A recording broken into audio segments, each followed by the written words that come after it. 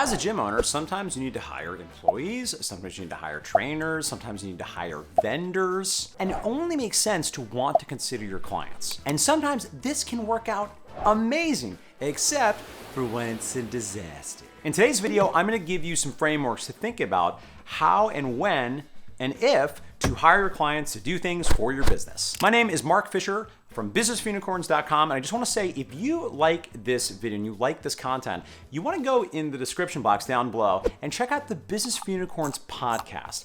It is a semi-weekly podcast hosted by my non-sexual life partner, Michael Keeler, where Keeler, myself, Pete Dupuis, and other awesome guests from the fitness industry give you a lot of the same information to help you get better results with your training gym. And one way to get better results is to be thoughtful about if and how and when to hire clients. So let's break this down. First thing I want to say is, over the years, Mark Fisher Fitness has had a lot of success hiring members, or as we call them, ninjas, to become staff. In fact, I would say right now, thinking about the current composition of our team, well over 50% of our team members are individuals that were clients. I know for sure this can actually work out great because there are some advantages to hiring clients.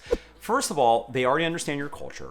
Second of all, they are already clearly bought into what you're doing, hence they're applying to work with you. And lastly, you do get the chance to have a sense of how people are going to be as employees by seeing them as clients. It's not exactly one-to-one, but that's still more data than you'd have if you hire someone you haven't met based off an interview and a more traditional interviewing process. But I will give you two caveats. Number one, don't be lulled into a sense of familiarity that encourages you to skip the hiring process. And this includes all the other things I've talked about in previous videos, including my best hiring tip for the thing that basically everybody skips that I'd say is the most important part. Check out the link below for my best hiring tip. The other thing to note here is you do risk a very awkward situation if you hire a beloved, treasured client and it doesn't work out. So it's a good thing to remember, you shouldn't hire anyone that you're unwilling to fire. Now, I think this can be worthwhile. Now, related to this, sometimes clients can be a good choice for vendors, but the similar pros and cons play out here.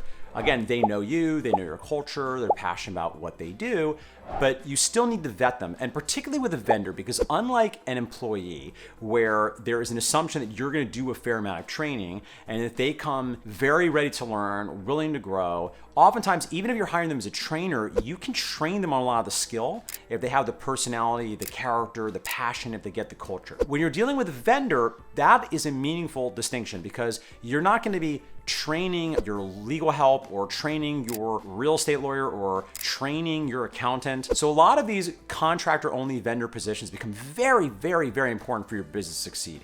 If you have a subpar accountant or a subpar insurance broker, that can really cost you in a very, very big way. So you don't want to just choose somebody you know, which I understand a lot of gyms in the beginning, that's how they do it. And frankly, in retrospect, that's how I hired my first lawyer, Tim Hudson, rest in peace. I love that guy. That worked out great for me, but I didn't know what I was doing.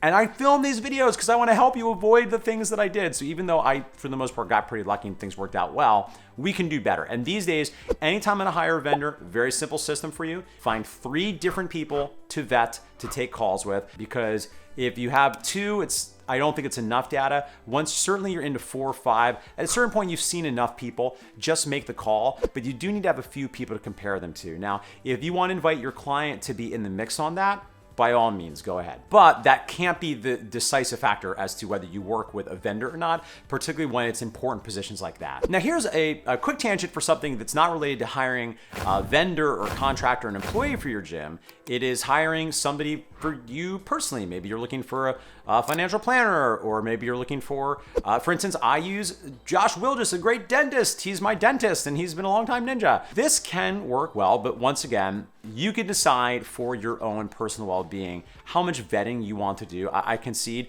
I think Josh is amazing. I didn't actually vet a lot of dentists. Now, another thing to note here, final thought, is you can barter for a lot of these services. If, for instance, a client that you really are satisfied to work with as a vendor is able to offer you services in exchange for a membership, when you do the math of it, that can work out pretty well for you. But here's the thing to keep in mind about this. You don't want to quote them your cost. You want to quote them the highest possible retail rate. So essentially, they're going to bill you whatever they're going to bill you, and you can offer them that in-kind in services. Now, I'm not a tax expert, but I would note that technically when you're doing this kind of exchange, it is taxable. So if you do any kind of work study, any kind of bartering, in theory, you're supposed to send out 1099s. Again, I defer to your tax help.